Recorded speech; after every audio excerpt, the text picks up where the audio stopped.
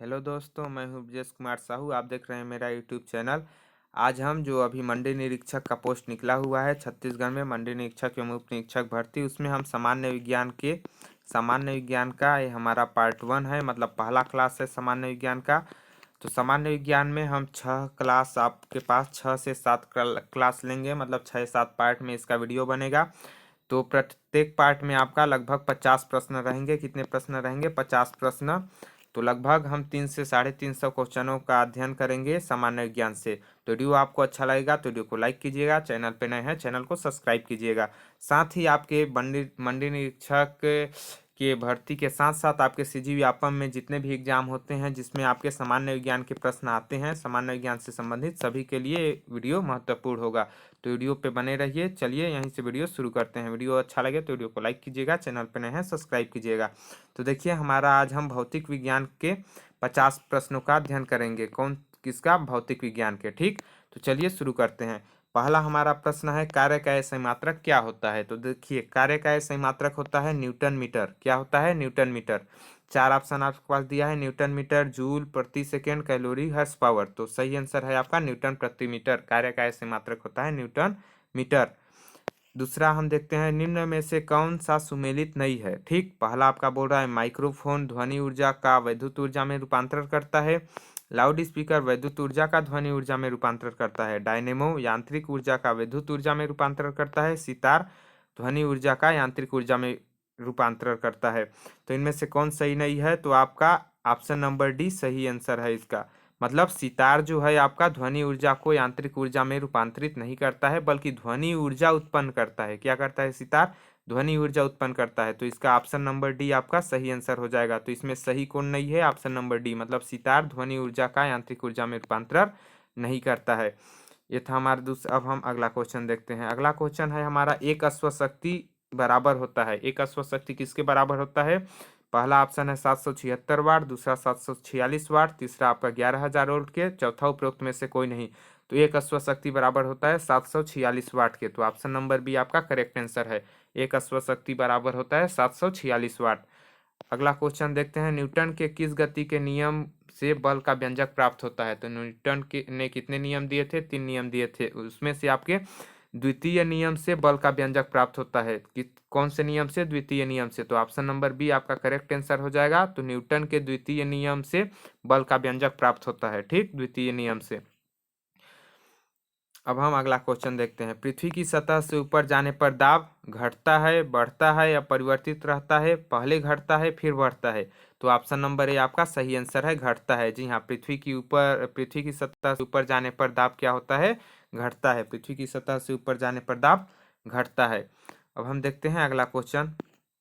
हमारा अगला क्वेश्चन है, प्रेशर कुकर में खाना जल्दी पकता है। ठीक, प्रेशर कुकर क्या होता है आपको पता ही होगा, धूप से खाना बनता है। ठीक, खाना जल्दी पकता है, क्यों? क्यों पकता है? प्रेशर कुकर के अंदर दाब बढ़ने से पानी का क्वथनांक बढ़ जाता है। बी ऑप्शन, प्रेशर कुकर के अंदर दाब में कमी से पानी का क्वथनांक बढ़ जाता है। सी ऑप्शन आपका, प्रेशर कुकर का आकार ऐसा होता है जिससे खाना जल्दी पकता है। चौथा उपरोक्त में से कोई नहीं। तो इसका सही आंसर है आपका option number A, pressure cooker के अंदर का दाब बढ़ने से पानी का क्वथनांक बढ़ जाता है। क्या होता है? प्रेशर कुकर के अंदर का दाब बढ़ने से पानी का क्वथनांक बढ़ जाता है, इसलिए प्रेशर कुकर में खाना जल्दी पकता है। तो ऑप्शन नंबर ए आपका सही आंसर है।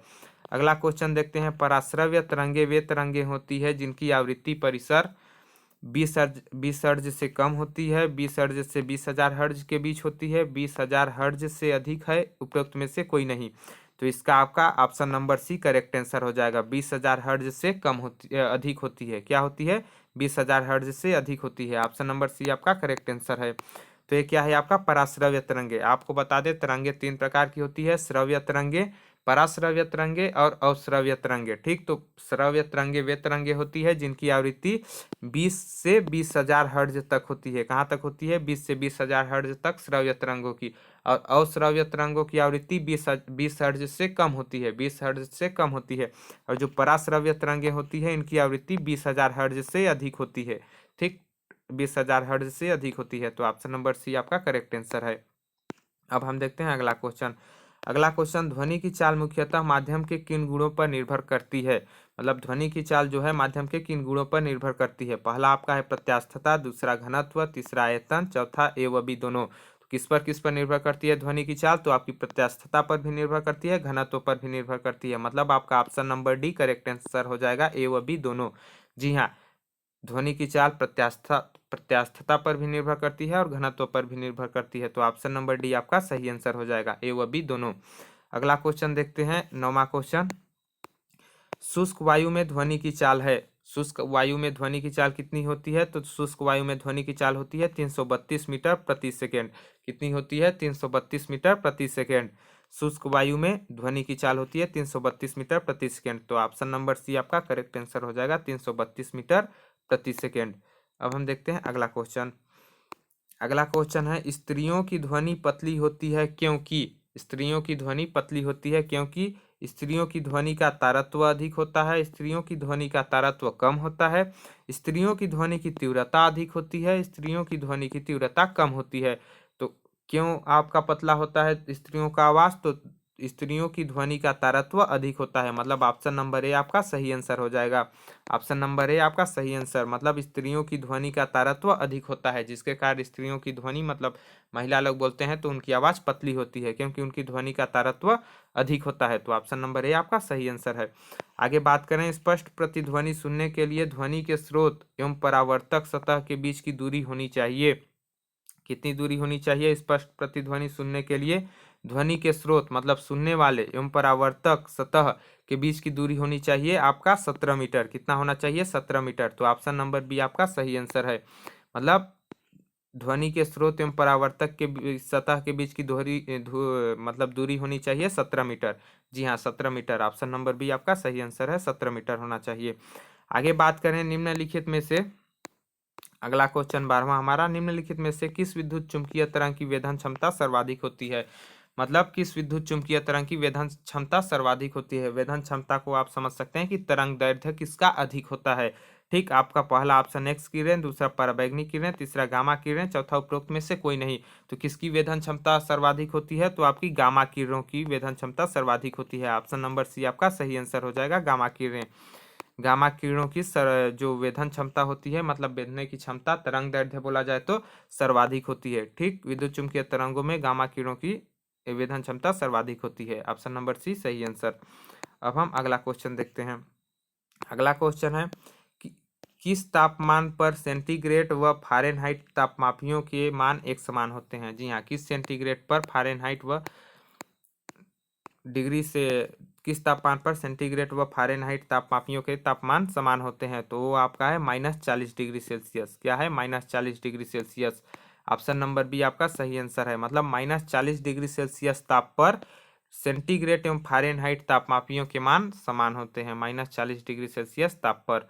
अगला क्वेश्चन है आपका, वस्तुओं को गर्म करने पर उनकी अणुओं की, ठीक, जब हम किसी वस्तु को गर्म करते हैं तो क्या होता है? उनकी अणुओं की चाल बढ़ जाती है, ऊर्जा कम हो जाती है, भार में कमी होगी, उपरोक्त में से कुछ भी नहीं होगा।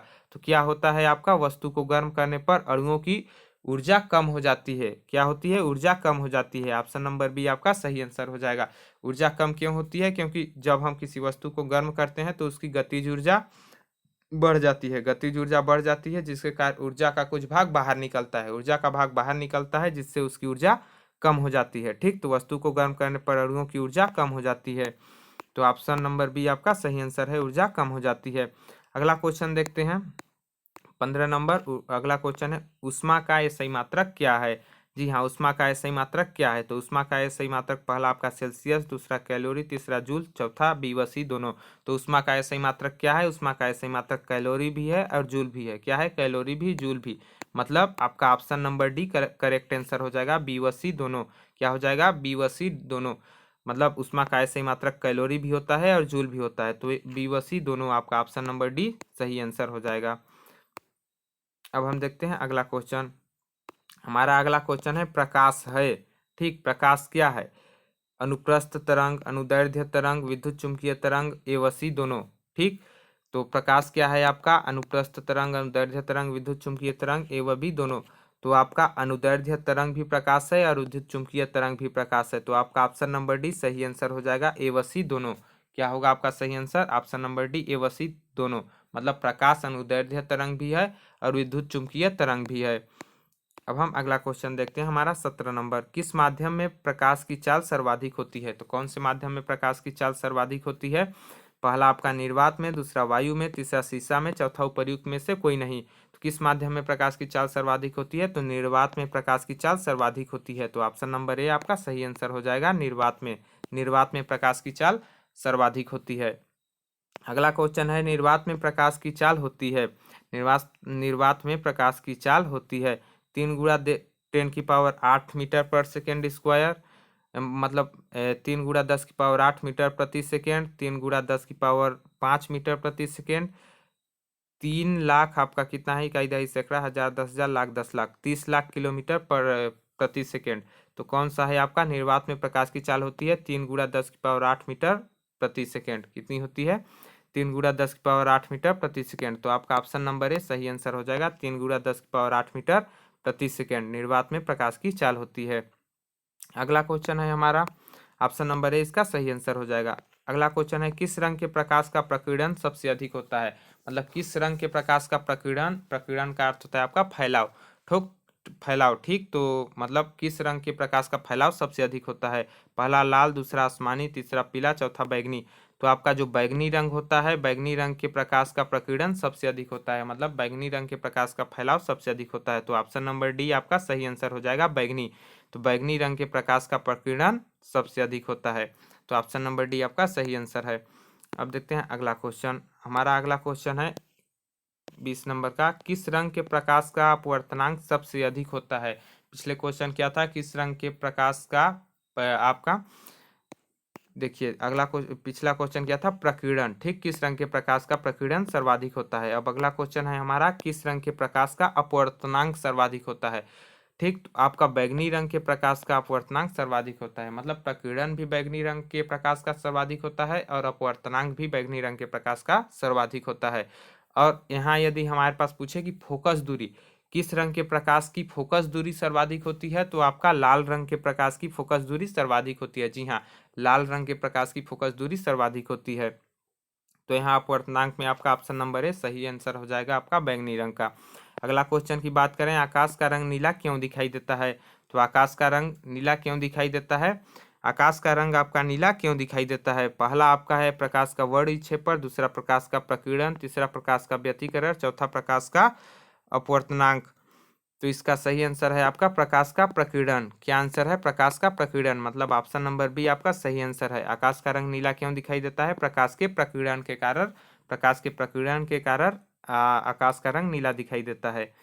अगला क्वेश्चन है हमारा, विरल माध्यम से सघन माध्यम में प्रवेश करने पर प्रकाश किरणें, ठीक, विरल माध्यम से सघन माध्यम में प्रवेश करने पर प्रकाश किरणें अभिलंब के बराबर चलती है, अभिलंब से दूर हटती है, अभिलंब की ओर झुकती है, उपर्युक्त में से कोई नहीं। तो क्या करती है, जब प्रकाश किरण विरल माध्यम से सघन माध्यम में प्रवेश करती है तो अभिलंब की ओर झुकती है। क्या करती है?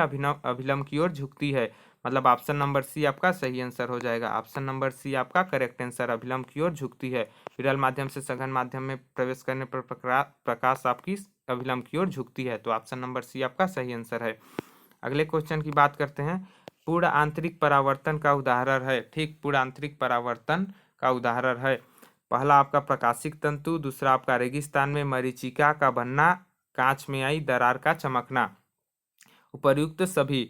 तो पूर्ण आंतरिक परावर्तन का उदाहरण कौन है? तो प्रकाशिक तंतु भी है आपका पूर्ण आंतरिक परावर्तन का उदाहरण, रेगिस्तान में मरीचिका का बनना भी है, कांच में आई दरार का चमकना भी है। तो ऑप्शन नंबर डी आपका सही आंसर हो जाएगा, उपर्युक्त सभी।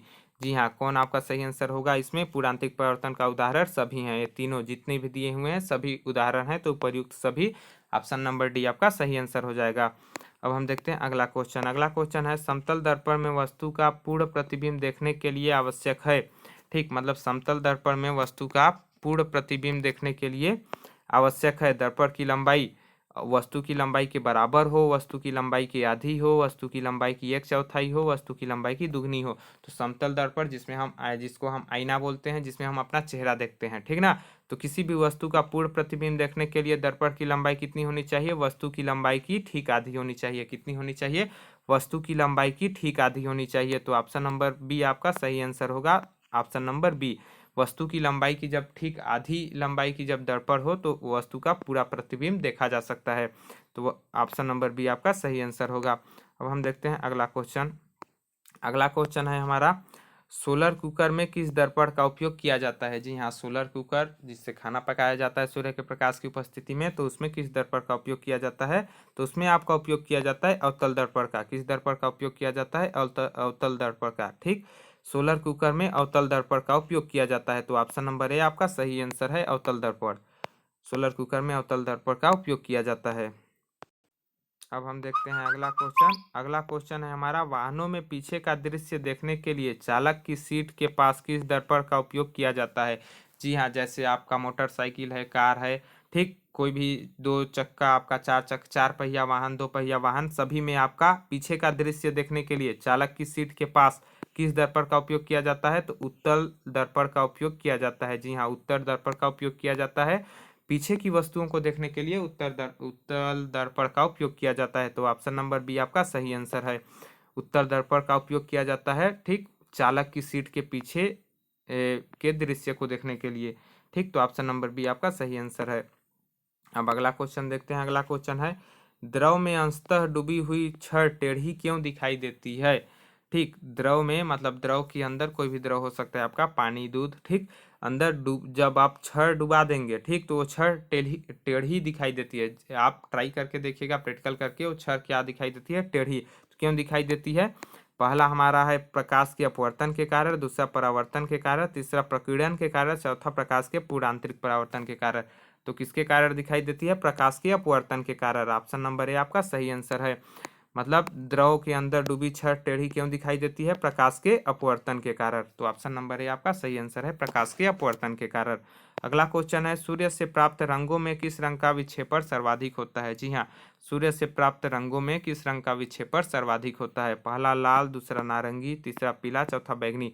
तो किस रंग का विक्षेपण सर्वाधिक होता है? बैंगनी रंग का विक्षेपण सर्वाधिक होता है। ऑप्शन नंबर डी आपका सही आंसर है, बैंगनी रंग। ठीक, बैगनी रंग का विक्षेपण सर्वाधिक होता है। सूर्य से प्राप्त रंगों में बैगनी रंग का विक्षेपण सर्वाधिक होता है। अब देखते हैं अगला क्वेश्चन, प्राथमिक रंग किसे कहा जाता है? क्या प्राथमिक रंग किसे कहा जाता है? पहला आपका लाल, नीला, हरा, ठीक, और चौथा ऑप्शन है आपका इन तीनों को। ठीक, तो आपको बता दें प्राथमिक रंग किसे कहा जाता है, तो आपको प्राथमिक रंग लाल को भी कहा जाता है, नीला को भी, हरा को भी, तो इन तीनों को प्राथमिक रंग कहा जाता है। तो ऑप्शन नंबर डी आपका सही आंसर हो जाएगा। ऑप्शन नंबर डी आपका सही आंसर हो जाएगा। मतलब लाल को भी प्राथमिक रंग कहा जाता है, नीला को भी, हरा को भी। तो ऑप्शन नंबर डी आपका सही आंसर हो जाएगा, इन तीनों को। ठीक, अब हम देखते हैं अगला क्वेश्चन। अगला क्वेश्चन है हमारा, मनुष्य की आंखों में किसी वस्तु का प्रतिबिंब निम्न में से किस भाग पर बनता है? जी हाँ, मनुष्य की आंखों में, ठीक, आपकी आंखों में किसी वस्तु का प्रतिबिंब निम्नलिखित में से किस भाग पर बनता है? कार्निया, प्यूपिल, रेटिना, उपर्युक्त में से कोई नहीं। तो कहाँ बनता है हमारे आंख में प्रतिबिंब? रेटिना पर बनता है। कहाँ बनता है? रेटिना पर। ऑप्शन नंबर सी आपका सही आंसर हो जाएगा। मतलब रेटिना पर मनुष्य की आंखों में किसी वस्तु का प्रतिबिंब रेटिना पर बनता है। ऑप्शन नंबर सी सही आंसर है। अगला क्वेश्चन है हमारा, अबिंदुकता, ठीक, एस्टिग्मेटिज्म को दूर करने के लिए किस लेंस का उपयोग किया जाता है? जी हाँ, अबिंदुकता को दूर करने के लिए किस लेंस का उपयोग किया जाता है? तो पहला उत्तल लेंस, दूसरा अवतल लेंस, तीसरा समतल लेंस, चौथा बेलनाकार लेंस। तो किस लेंस का उपयोग किया जाता है? बेलनाकार लेंस का उपयोग किया जाता है। ऑप्शन नंबर डी आपका सही आंसर है, बेलनाकार लेंस। ठीक, बेलनाकार लेंस। अबिंदुकता जिसको बोला जाता है, स्टिग्मेटिज्म को दूर करने के लिए बेलनाकार लेंस का उपयोग किया जाता है, बेलनाकार लेंस। अब हम देखते हैं अगला क्वेश्चन, दूरदृष्टि दोष मतलब हाइपरमेट्रोपिया, ठीक, हाइपरमेट्रोपिया दूर करने के लिए किस लेंस का उपयोग किया जाता है? दूरदृष्टि दोष को दूर करने के लिए किस लेंस का उपयोग किया जाता है? उत्तल लेंस, अवतल लेंस, समतल लेंस, बाइफोकल। तो किसका उपयोग किया जाता है? उत्तल लेंस का उपयोग किया जाता है। जी हाँ, दूरदृष्टि दोष को दूर करने के लिए उत्तल लेंस का उपयोग किया जाता है। तो ऑप्शन नंबर बी आपका ऑप्शन नंबर ए आपका सही आंसर हो जाएगा। दूरदृष्टि दोष को दूर करने के लिए उत्तल लेंस का उपयोग किया जाता है। और आपके पास पूछे निकट दृष्टि दोष को दूर करने के लिए किस लेंस का उपयोग किया जाता है? तो निकट दृष्टि दोष को दूर करने के लिए अवतल लेंस का उपयोग किया जाता है, लेकिन दूरदृष्टि दोष को दूर करने के लिए उत्तल लेंस का उपयोग किया जाता है। अब हम देखते हैं अगला क्वेश्चन, सामान्य आँख के लिए स्पष्ट दृष्टि की न्यूनतम दूरी कितनी होती है? जी हाँ, सामान्य आँख के लिए स्पष्ट दृष्टि की न्यूनतम दूरी कितनी होती है? 10 सेंटीमीटर, 15 सेंटीमीटर, 20 सेंटीमीटर, 25 सेंटीमीटर। तो सामान्य आँखों में देखने की स्पष्ट दृष्टि की न्यूनतम दूरी होती है आपकी 25 सेंटीमीटर। ऑप्शन नंबर डी आपका सही आंसर हो जाएगा, 25 सेंटीमीटर। स्पष्ट दृष्टि की न्यूनतम दूरी कितनी होती है आपकी? 25 सेंटीमीटर। अब हम देखते हैं अगला क्वेश्चन।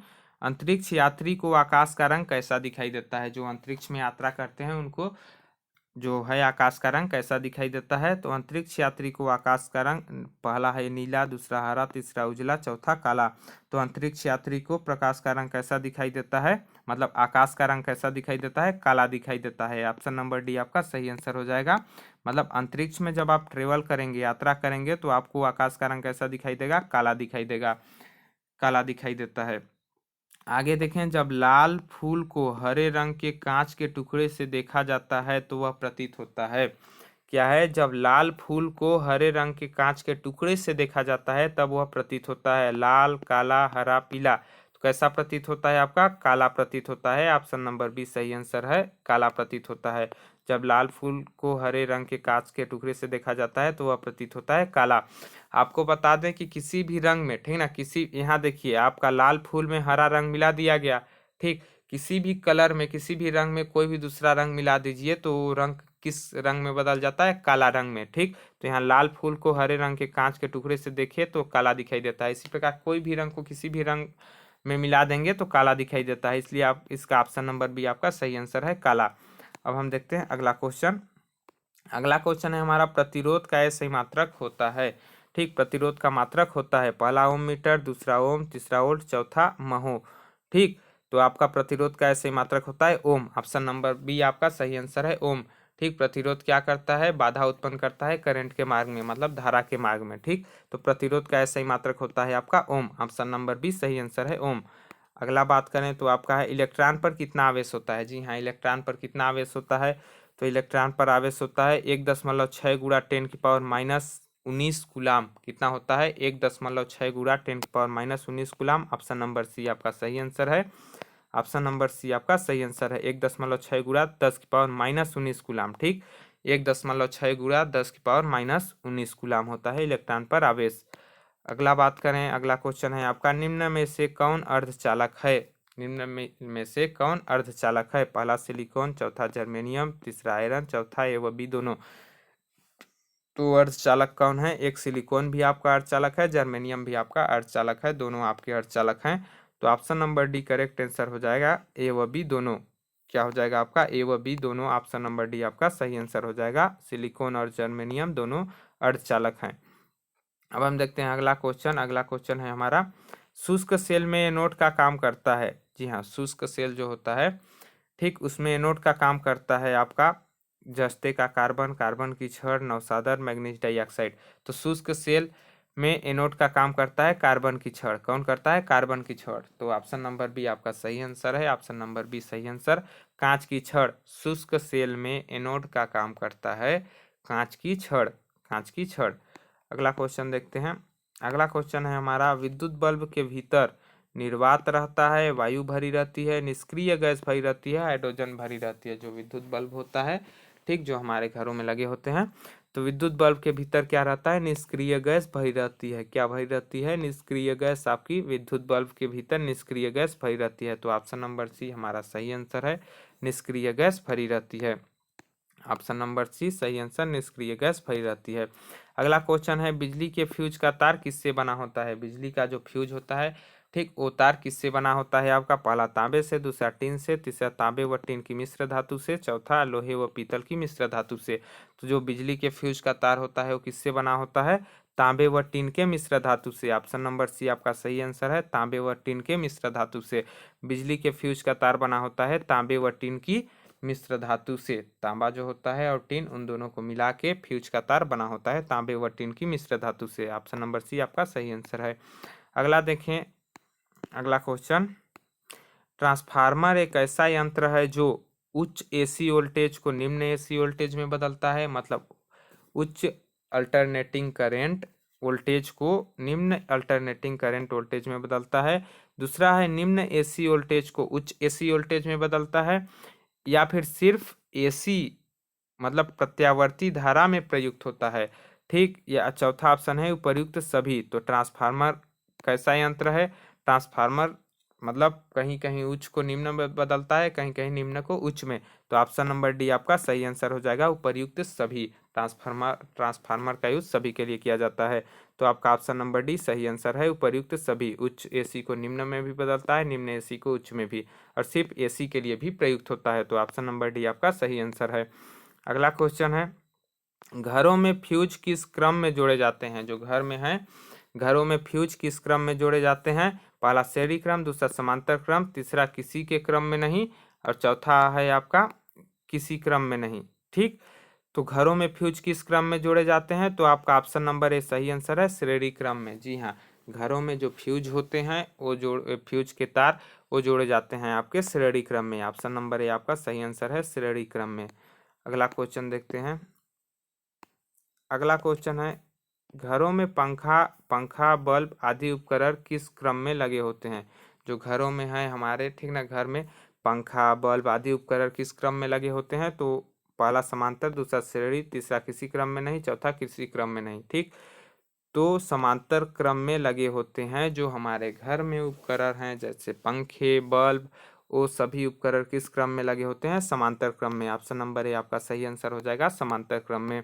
तो घरों में पंखा बल्ब किस क्रम में लगा रहता है? समांतर क्रम में। अगला क्वेश्चन है हमारा, इन्वर्टर एक ऐसा यंत्र है जो एसी वोल्टेज को डीसी वोल्टेज में बदलता है, डीसी वोल्टेज को एसी वोल्टेज में बदलता है, सिर्फ डीसी वोल्टेज में प्रयुक्त होता है, या फिर ए एवं बी दोनों।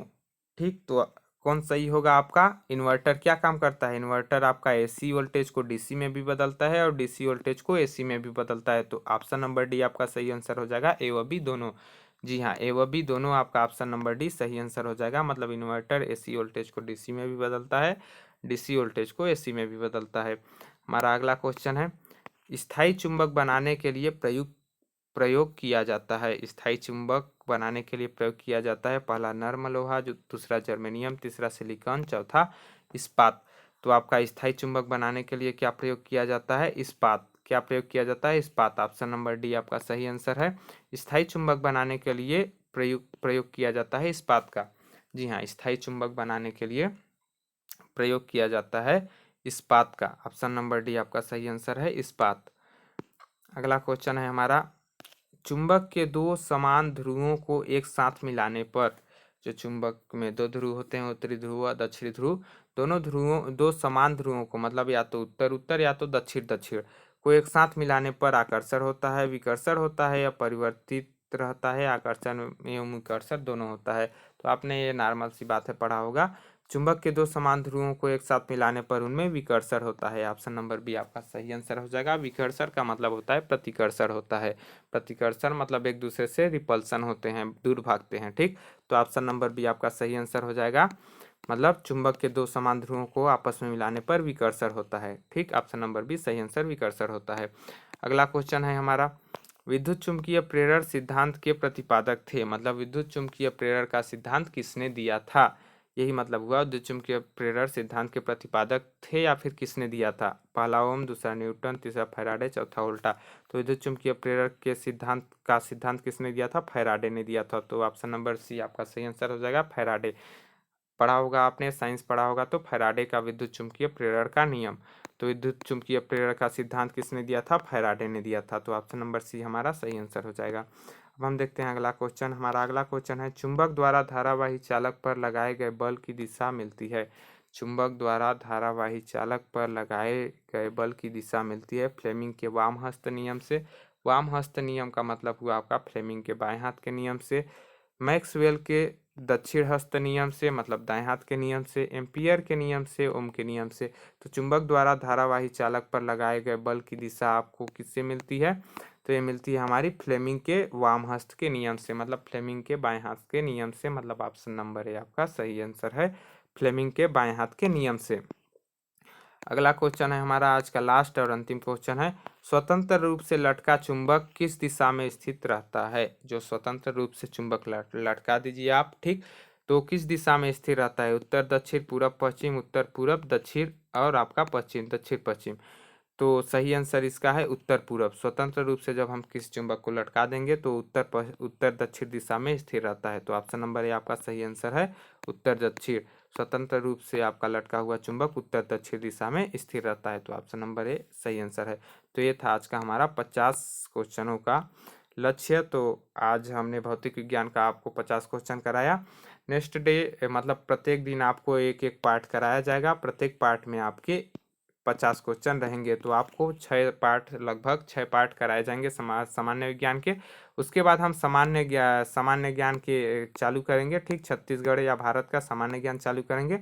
और साथ ही ऐसे ही करते करते आपका जो 29 अप्रैल को आपका एग्जाम है, तो 29 अप्रैल से पहले सामान्य ज्ञान जितना ज़्यादा से ज़्यादा हो सके आपको रिवीजन कराया जाएगा। साथ ही मैथ का भी वीडियो मैं अपलोड कर रहा हूँ, ठीक ना, प्रत्येक टॉपिक का, जैसे लघुत्तम और महत्तम समापवर्तक का मैंने अपलोड कर दिया है। तो सब वीडियो मैंने प्लेलिस्ट बना दिया है, या डिस्क्रिप्शन बॉक्स में भी उसका लिंक डाल दूंगा, वहाँ से आप देख सकते हैं। तो वीडियो आपको कैसा लगा कमेंट करके जरूर बताइएगा। वीडियो अच्छा लगा होगा तो वीडियो को लाइक कीजिएगा, चैनल पर नए हैं चैनल को सब्सक्राइब कीजिएगा। वीडियो देखने के लिए बहुत बहुत धन्यवाद। जल्द मिलेंगे अगले वीडियो में, तब तक के लिए जय हिंद, जय भारत, जय छत्तीसगढ़।